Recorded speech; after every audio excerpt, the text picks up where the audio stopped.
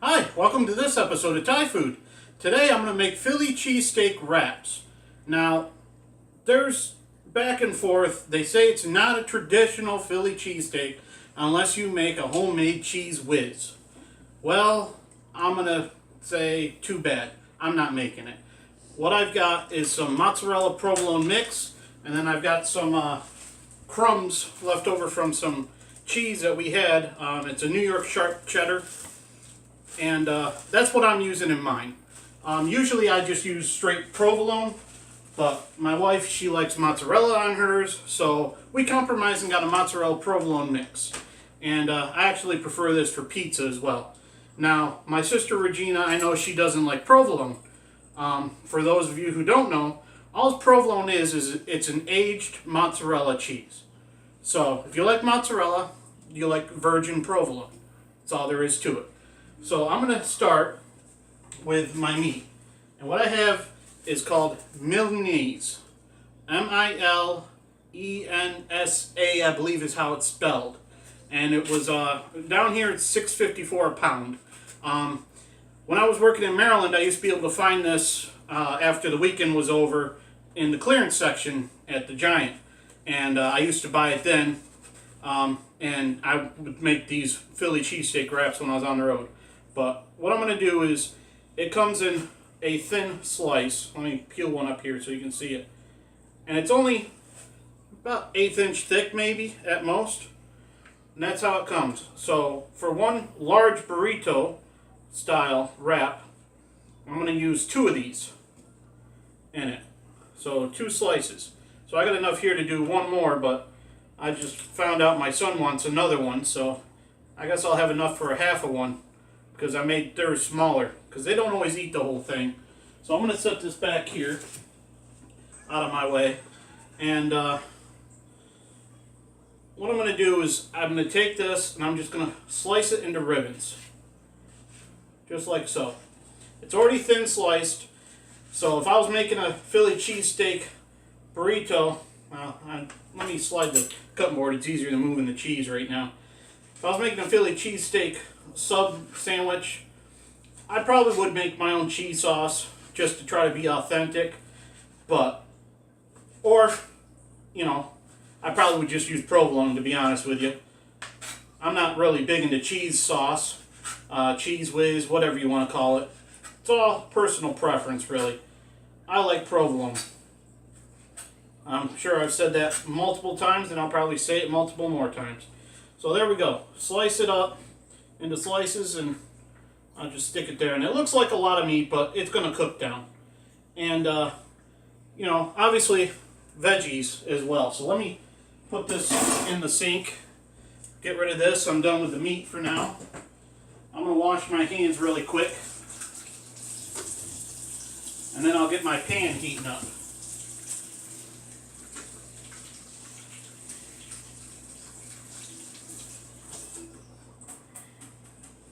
Alrighty. Gotta find me a towel. There it is. The one I usually have hanging on the cabinet wasn't there. Alrighty. So, pan. So what I'm trying to do is I'm going to double stack here because this is an aluminum pan. So it won't work on this induction heater. And I want to use the griddle because I'm going to warm up my tortilla before I roll everything up. So, I'm double stacking here. So we're going to go with max sear, turn it on. So it's going to heat both of those pans up. And what I have here is some leftover bacon fat. And I've actually had this a while. Whenever I do the store-bought bacon, I kind of save the fat and then I use it to cook with. So I'm going to put half a tablespoon in here.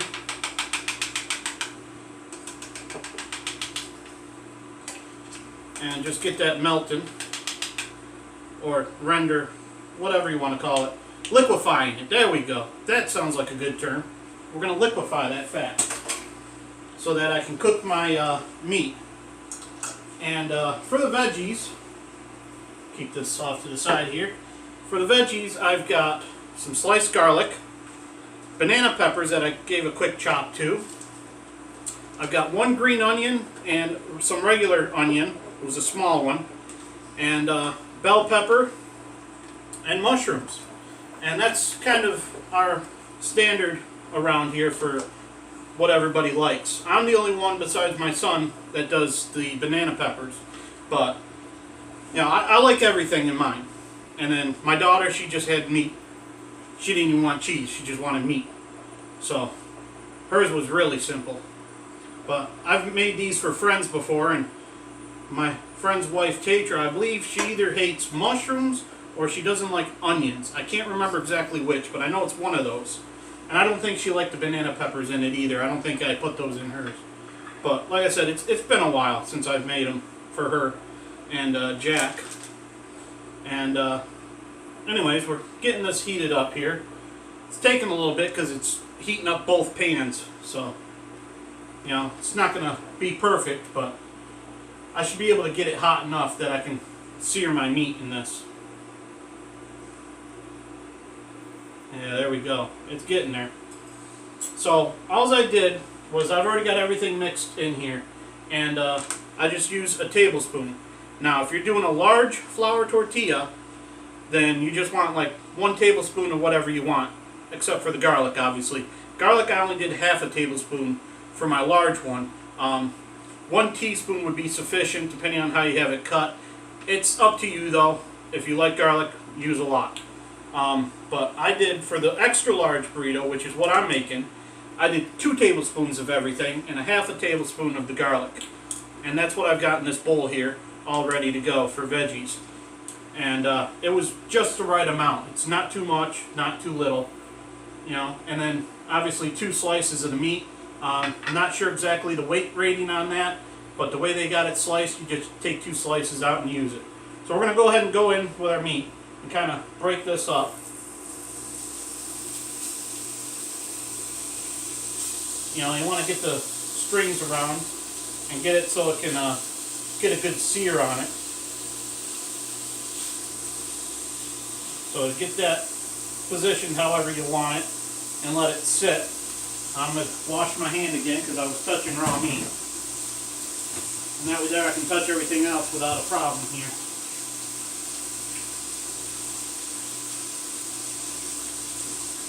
There we are. We want to just have that sear pretty good anyway.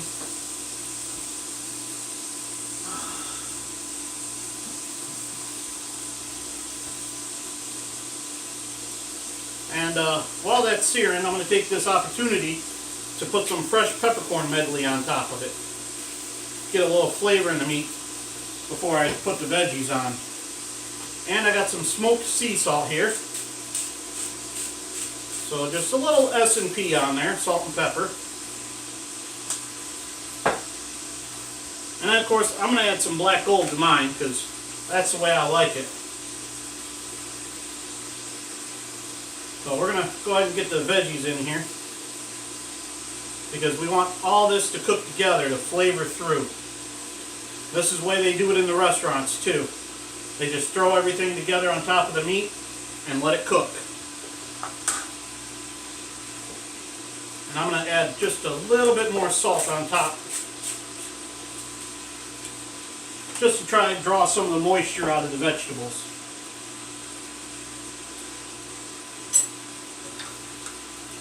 So, like I said, this is taking a little bit to heat up both of them. May not be the best way to do this. So, tell you what I'm going to do. I'm going to pause it at the moment, and I'm going to go to the cooktop behind me. When I get it all cooked up, I'm going to come back to it.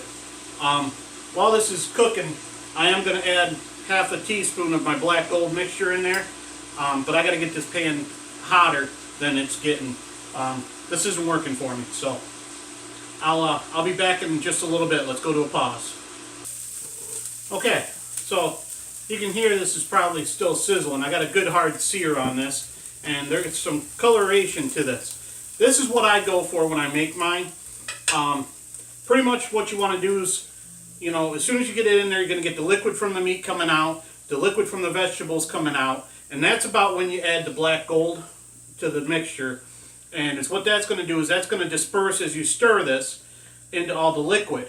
And then it all goes back into everything as it evaporates. All the flavor gets concentrated.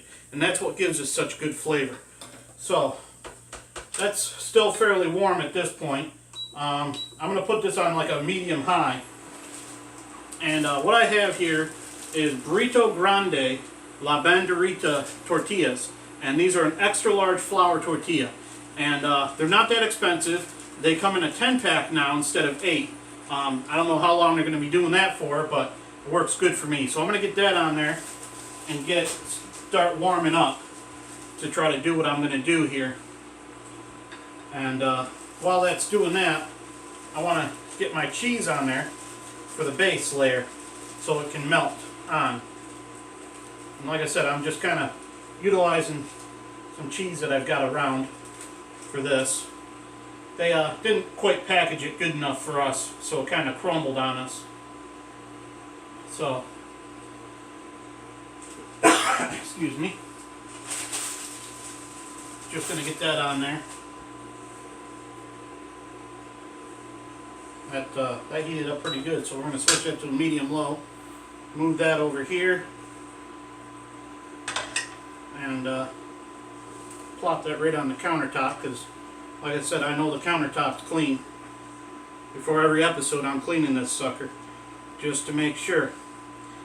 Just go ahead and pile your meat and everything right on there, just like so. Now the hard part's getting the wrap just right. And if you have too much in there, it doesn't work. If you have too little, then you have too much tortilla. So there we go. Okay. And I double cheese this. I put cheese on the bottom, cheese on the top. So I want a nice healthy amount here. And then I'm going to griddle my tortilla anyways, right on the griddle here. So what I like to do is I like to fold in my sides and then bring this right over like so. And try to tuck everything right in as you bring it around. And then you go right seam side down, just like so. For some reason I thought about putting that cheese on there so it'd get all ooey gooey on there. Then it'd get a crust. You know how cheese gets that crust on it. But I decided not to.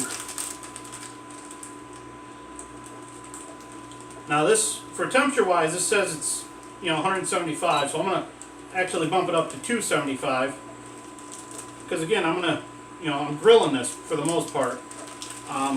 If you've got like a George Foreman grill, you could easily just turn that on and stick this in there and close it on top of it, and you could do that no problem. That would work great. Panini press is another way to do it, or you could just cheat like I am. Although I wouldn't call it cheating, I call it being frugal, but to each their own. And I just kind of move it around, and you don't want it to go too long because obviously nobody likes burnt food. But you want it to go long enough that it seals itself. You can take this time to tuck your ends in a little bit better if you want as well.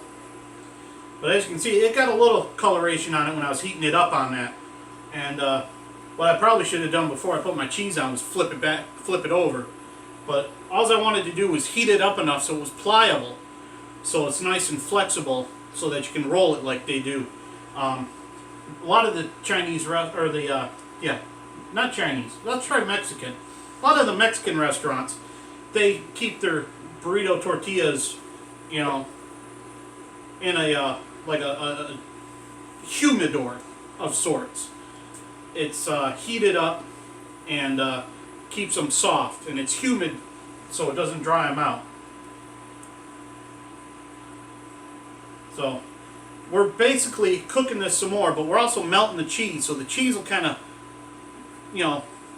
go through the meat and move around in there.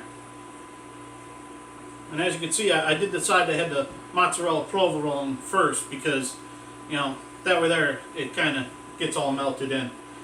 But also you want to do that side because you want it to sort of seal itself. And if you got this on a low enough temperature, it'll do that without a problem. As you can see, I've got this up pretty high, so it's, you know, that one was close to getting burnt right there. And I'm just doing it on all sides because, you know, cheese will move. So now it'll run down to this side, then I'll flip it over to the other side and let it run there. And it kind of drags out the process a little bit so I can talk more. Ooh, that's hot. That's what it's supposed to be, right? But usually I just do the two sides and call it good, but I decided to do it on all four sides. And then at this point you can, you know, once you're done, you can cut it in half and serve it however you like. See if I can. Here, stay there. I'm going to grab a plate.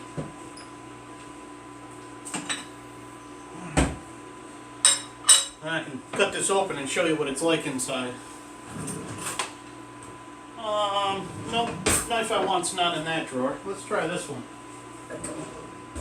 There we are. I'll go with this one. Nice wooden handle steak knife. See, now it's not quite enough. Bump up the temperature here a little bit. Now I'm about 230. I'm between medium low, medium high. It's great that I can dial that in like that.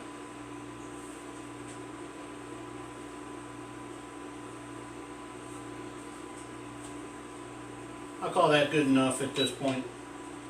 It's getting kind of late. I'm getting hungry, so there we are.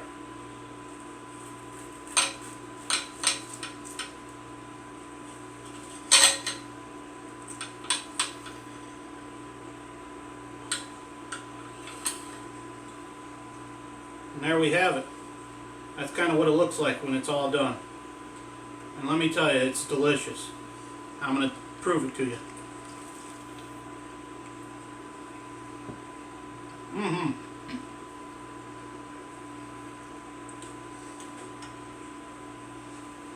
Just the way I like it. Needs a little bit of mayonnaise, but that's my preference. Everyone else in the family eats it with sour cream. But there you have it. My Philly cheesesteak wrap. And that's a wrap for this episode. So feel free to subscribe to my YouTube channel and check out my Thai food group on Facebook. I'm also on Twitter and Instagram. Have a good one.